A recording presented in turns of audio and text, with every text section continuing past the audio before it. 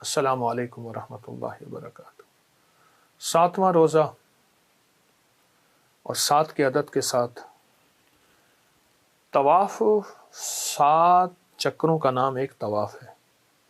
ہفتے کے 7 دن، 7 کے ساتھ بڑی نسبتیں ہیں، 7 کے عدد کے ساتھ قرآن کی منزلیں کتنی 7 ہیں، بہت عدد 7 کا۔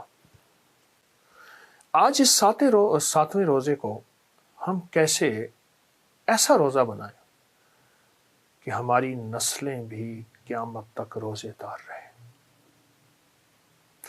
ابراہیم علیہ السلام نے کعبہ بنایا، کعبہ بنے ایک اللہ جل شانہ سے دعا مانگی، کیونکہ اس وقت رب کی رحمت موجوں پہ تھی۔ اللہ پاک نے فرمایا لبیک، جس روح نے بھی سنی ہے میں اسے وہاں لوٹاؤں، اور وہ روحیں جا رہی ہیں۔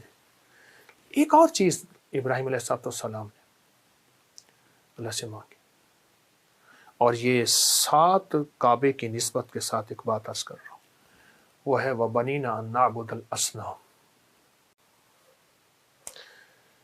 اس روزے میں اپنی نسلوں کا فکر کر لیں، اور یہ آیت آج میں آپ کو تحفہ دے رہا ہوں۔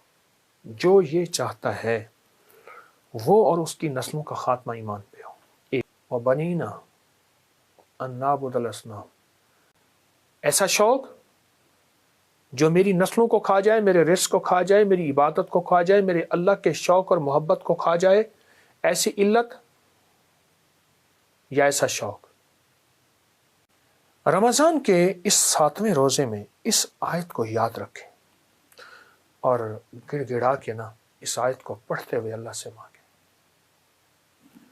دیکھیے، آج آپ پاکیزہ، نیک، مخلص، عبادت کو ساتھ، آپ نے حلال حرام کی ہر طرف نظر رکھی، جائز ناجائز پہ نظر رکھی، آپ کیسے یقین کر سکتے ہیں کہ آپ کی نسلیں بھی ایسی ہوں گی؟ لیکن مجھے یقین ہے، اور وہ پوچھیں کیسا؟ وہ یہ یقین ہے کہ دعائیں تعاقب کرتی ہیں نسل در نسل، اور بد دعائیں تعاقب کرتی ہیں۔ آپ نے سنا نہیں ہوگا اس خاندان کو کسی کی دعا ہے، اس بندے کو کسی کی دعا ہے، یا اس کو کسی کی بد دعا کھا گئی۔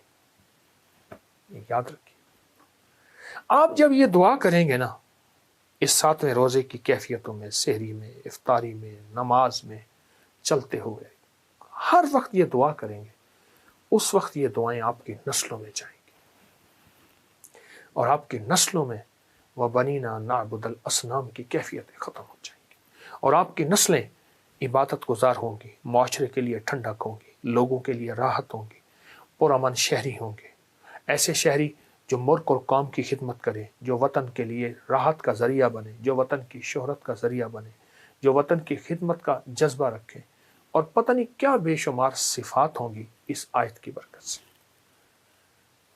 7ویں روزہ اور 7ویں روزے کے ساتھ آپ نے اس آیت کو جوڑ لیا، چھوٹا سا ٹوٹکا بتایا میں نے آپ کو، اس آیت کو جوڑ لیا، اور اس آیت کو آپ نے اپنی دعاؤں میں مانگنا شروع کر دیا، 1 بار، 3 بار، 7 بار، 5 بار، گڑ گڑا کے اپنے لمحوں میں، اپنی تنہائیوں میں اس سے مانگنا شروع کر دیا۔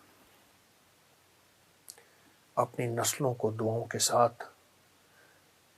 ساتھ لپیٹ کے اللہ کی مدد میں دینا ہے، اللہ کی حفاظت میں دینا ہے، اور نسلوں کو ایسے چھوڑ کے نہیں جانا، اور نسل در نسل در نسل، نسل در نسل در نسل، اس سے ہمیشہ آپ کی قبروں کو ٹھنڈک پہنچے گی، آپ کی روحوں کو ٹھنڈک پہنچے گی۔ سفر تو ہے نا، آخر فنا کا سفر ہے،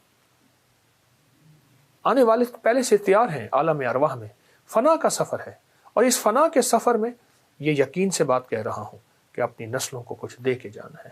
اور یہ جو آیت میں نے آپ کو دی ہے آج کے 7ویں روزے کی برکتوں کے ساتھ، وَبَنِينَا نَعْبُدَ الْأَصْنَامَ، بہت طاقتور آیت ہے، اور بہت حیرت انگیز آیت ہے۔ آج کے بعد اس رمضان کی گھڑیوں میں اس آیت کو اپنی دعاؤں میں شامل کر لیں، اس رمضان کی گھڑی میں اس دعا کو اپنی زندگی میں شامل کر لیں، اس رمضان کی گھڑی میں اس دعا کو اپنی روحوں میں، جذبوں میں، کیفیتوں میں شامل کر لیں۔ بڑے کام کی چیز ہے، ابراہیم علیہ السلام نے مانگی ہے، قرآن میں موجود ہے، اور مانگی کب ہے؟ کعبہ بنایا، اور کعبہ بنانے کے بعد یہ دعا مانگی۔